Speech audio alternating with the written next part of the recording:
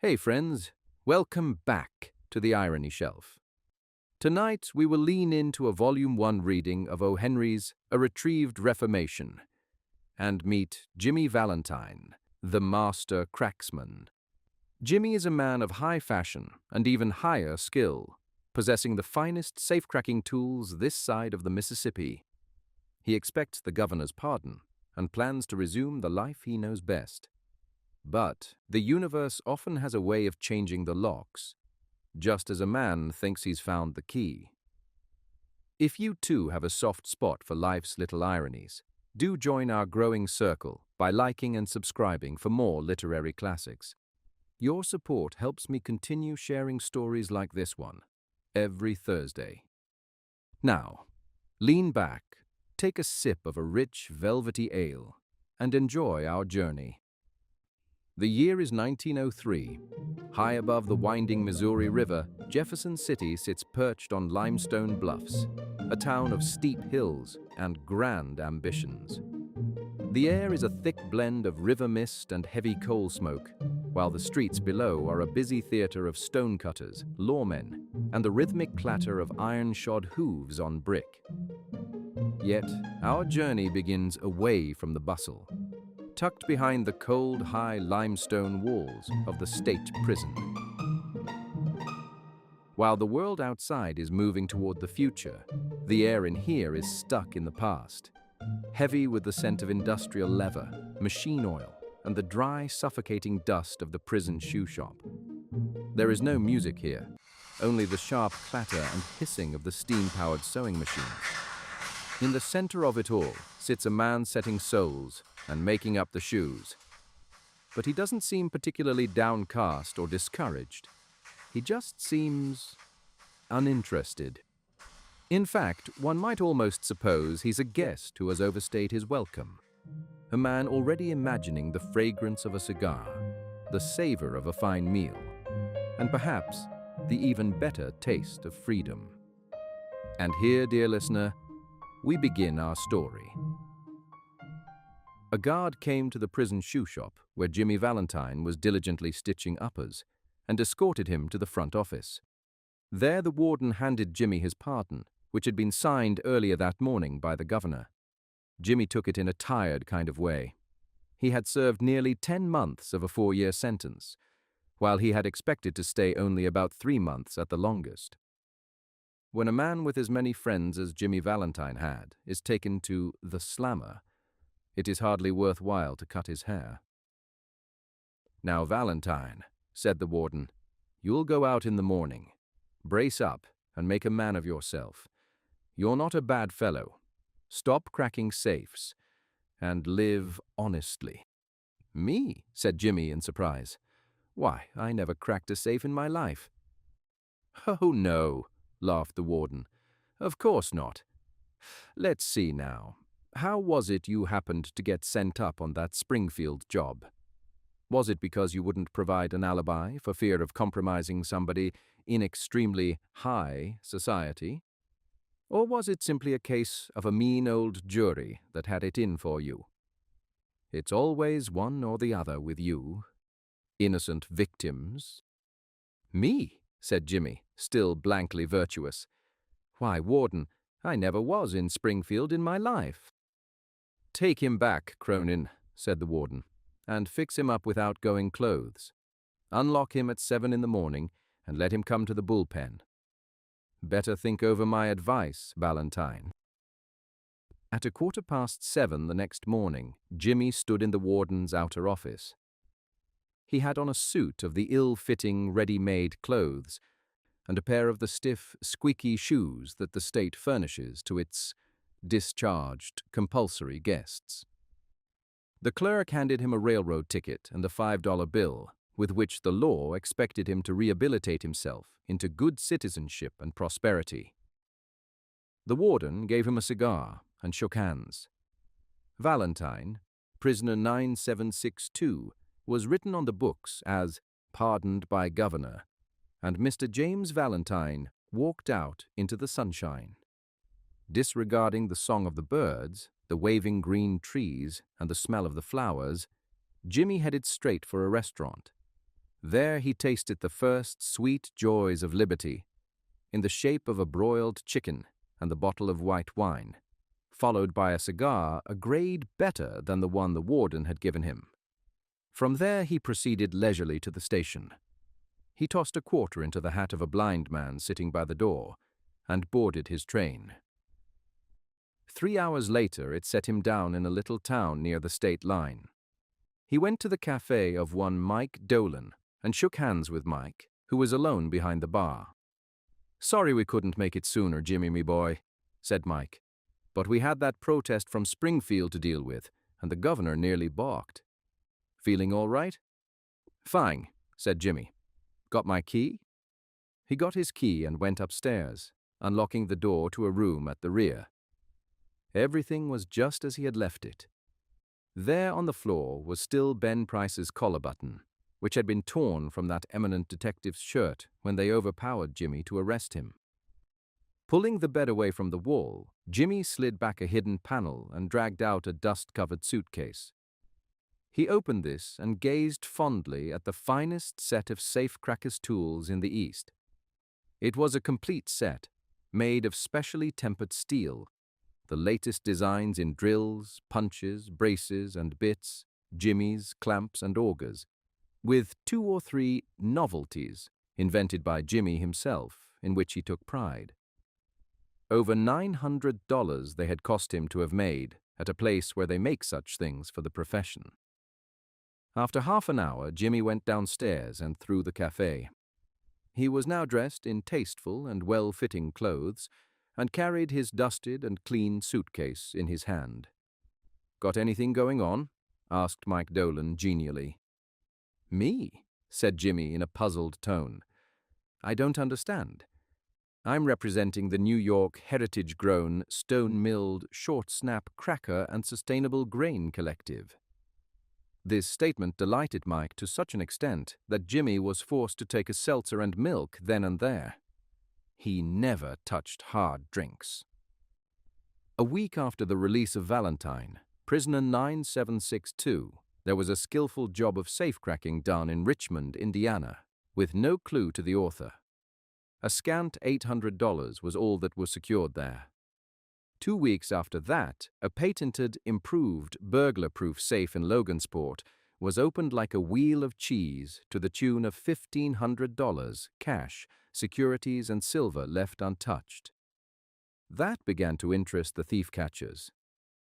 Then an old-fashioned bank safe in Jefferson City became active and threw out of its crater an eruption of banknotes amounting to $5,000. The losses were now high enough to bring the matter up into Ben Price's class of work. By comparing notes, a remarkable similarity in the methods of the burglaries was noticed. Ben Price investigated the scenes of the robberies, remarking, "That's dandy Jim Valentine's work. He's resumed business.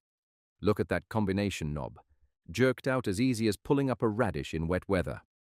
He's got the only clamps that can do it. And look how clean those tumblers were punched out. Jimmy never has to drill but one hole. Yes, I guess I want Mr. Valentine. He'll do his bit next time, without any short time or clemency foolishness." Ben Price knew Jimmy's habits.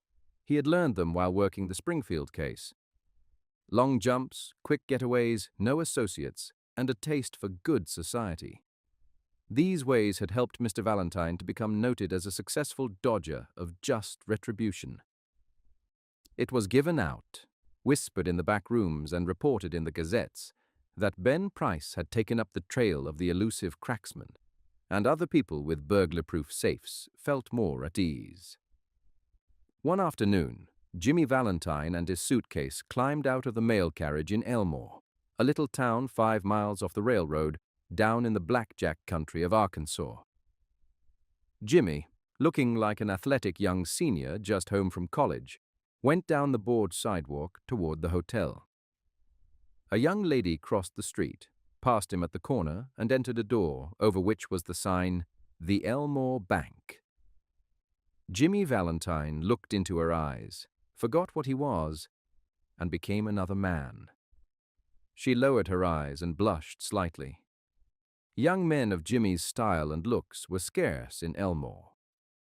Jimmy collared a boy that was loitering on the steps of the bank, as if he were one of the stockholders, and began to ask him questions about the town, feeding him dimes at intervals. By and by, the young lady came out, looking royally unconscious of the young man with the suitcase, and went her way. "Isn't that young lady Polly Simpson?" asked Jimmy with specious guile. "Nah," said the boy. "She's Annabelle Adams. Her pa owns this bank. What'd you come to Elmore for?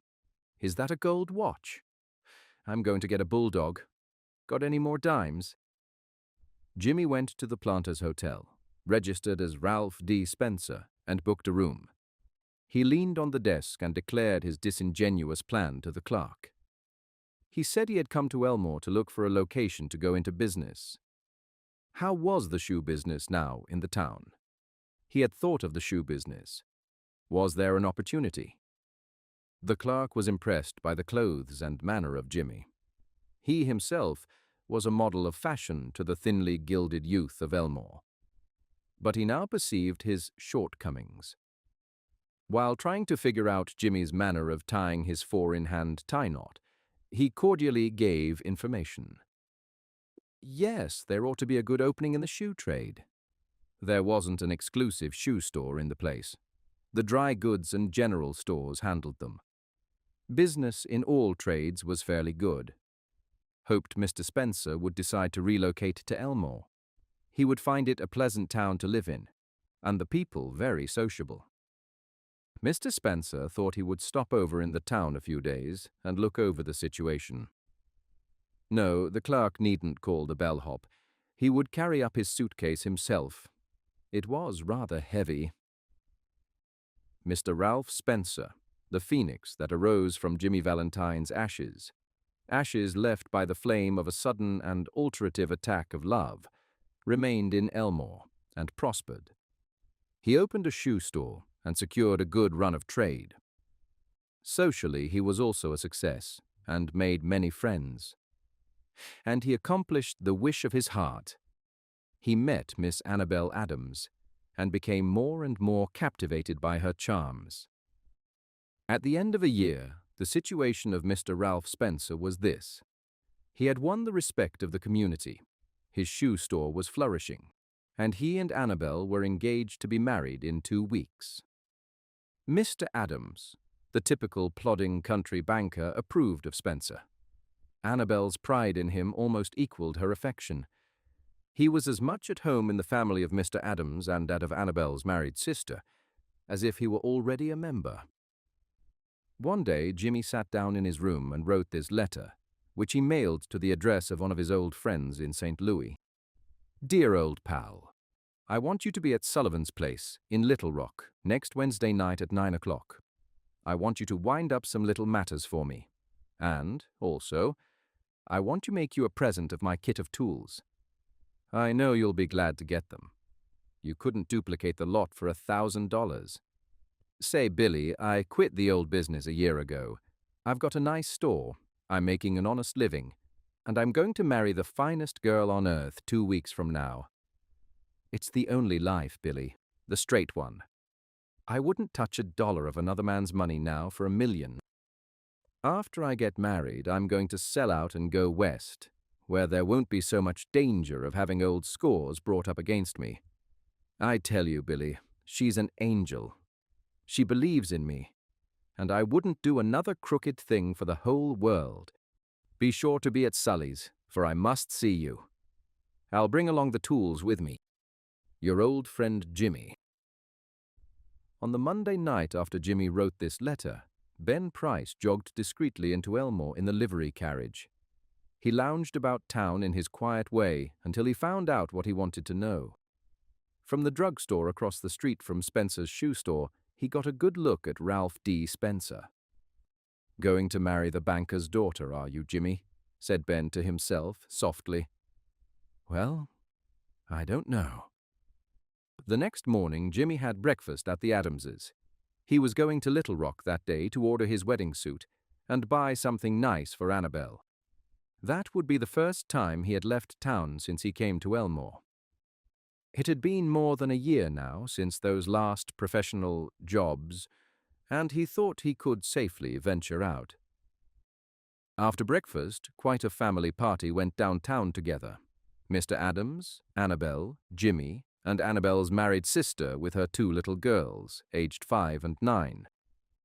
They came by the hotel where Jimmy still stayed, a place where all the staff now knew his name, and he ran up to his room and brought along his suitcase. Then they went on to the bank. There stood Jimmy's horse and buggy, and Dolph Gibson, the man who was going to drive him to the railroad station. All went inside the high carved oak railings into the banking room, Jimmy included, for Mr. Adams's future son-in-law was welcome anywhere. The clerks were pleased to be greeted by the good-looking, agreeable young man who was going to marry Miss Annabel. Jimmy set his suitcase down. Annabel, whose heart was bubbling with happiness and lively youth, put on Jimmy's hat and picked up the suitcase. "Wouldn't have make a nice drummer," said Annabel. "My, Ralph, how heavy it is. Feels like it was full of gold bricks." "Lot of nickel-plated shoe horns in there," said Jimmy coolly, "that I'm going to return. Thought I'd save express charges by taking them up. I'm getting awfully economical." The Elmore Bank had just put in a new safe and vault. Mr. Adams was very proud of it and insisted on an inspection by everyone. The vault was a small one, but it had a new patented door. It fastened with 3 solid steel bolts thrown simultaneously with a single handle and had a time lock. Mr. Adams beamingly explained its workings to Mr. Spencer, who showed a courteous but not too intelligent interest. The 2 children, May and Agatha, were delighted by the shining metal and funny clock and knobs.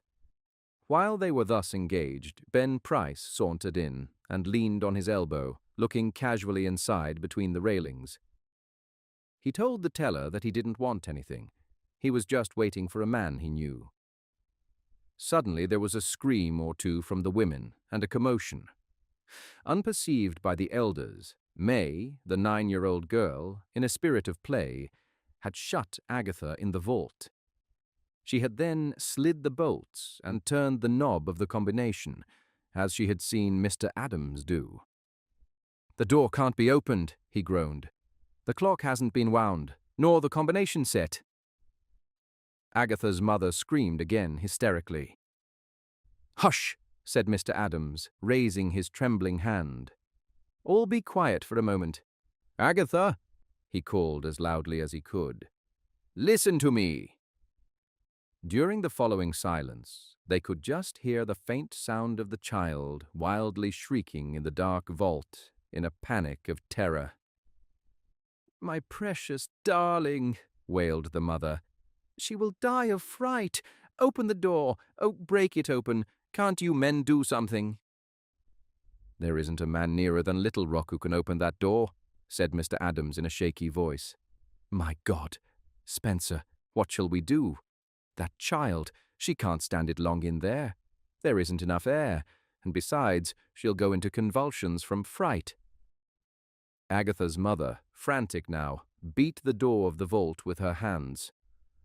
Somebody wildly suggested dynamite. Annabel turned to Ginny, her large eyes full of anguish, but not yet despairing.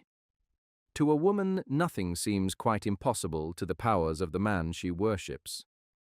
"Can't you do something, Ralph? Try, won't you?" He looked at her with a queer, soft smile on his lips and in his keen eyes. "Annabel," he said, "give me that rose you are wearing, will you?" Hardly believing that she heard him aright, she unpinned the bud from the bosom of her dress and placed it in his hand. Jimmy stuffed it into his vest pocket, threw off his coat, and pulled up his shirt sleeves. With that act, Ralph D. Spencer passed away, and Jimmy Valentine took his place. "Get away from the door, all of you," he commanded shortly. He set his suitcase on the table and opened it fully. From that time on, he seemed to be unconscious of the presence of anyone else. He laid out the shining, queer implements swiftly and orderly, whistling softly to himself, as he always did when at work. In a deep silence and immovable, the others watched him, as if under a spell. In a minute, Jimmy's pet drill was biting smoothly into the steel door. In 10 minutes, breaking his own burglarious record, he threw back the bolts and opened the door. Agatha, almost collapsed, but safe, was gathered into her mother's arms. Jimmy Valentine put on his coat and walked outside the railings towards the front door. As he went, he thought he heard a faraway voice that he once knew call, "Ralph!" But he never hesitated. At the door, a big man stood somewhat in his way. "Hello, Ben," said Jimmy, still with his strange smile. "Got around at last, have you? Well, let's go. I don't know that it makes much difference. Now." And then Ben Price acted rather strangely. "Guess you're mistaken, Mr. Spencer," he said. "Don't believe I recognize you. Your ride's waiting for you, ain't it?" And Ben Price turned and strolled down the street. And here, dear listener, we conclude our reading of A Retrieved Reformation, written by O. Henry and respectfully adapted for the modern listener. William Sidney Porter, the author behind the pen name of O. Henry, lived a double life. A beloved storyteller hiding a criminal past as a convicted embezzler. While serving 3 years within the walls of the Ohio Penitentiary, Porter spent his nights as a prison pharmacist and his days as a quiet observer, visiting the cells of fellow inmates and surreptitiously collecting their life stories. It was here that he met Jimmy Connors, a notorious safe-blower whose specialized trade and underworld reputation provided the blueprint for the master cracksman himself. By grounding A Retrieved Reformation in the grit of his own incarceration, Porter crafted his story with a level of technical detail that only an insider could provide. In Jimmy Valentine's journey toward redemption, we see the reflection of Porter's own secret hope. The dream that a man might leave his prison cell behind and successfully begin anew with a clean slate. Published in 1903 in the prestigious The Cosmopolitan magazine, as you can see here in an original archival scan, this story became one of his most requested works and a highlight of O. Henry's career, showcasing his unique ability to blend suspense with sudden, transformative irony. While his European contemporaries focused on the wit of the thief, Porter moved the heist into the dusty banks of the Midwest. He proved that a man's tools were just as important as his intellect. The reception to A Retrieved Reformation was so electric that it was adapted into the smash hit play Alias Jimmy Valentine, which debuted on Broadway in 1910.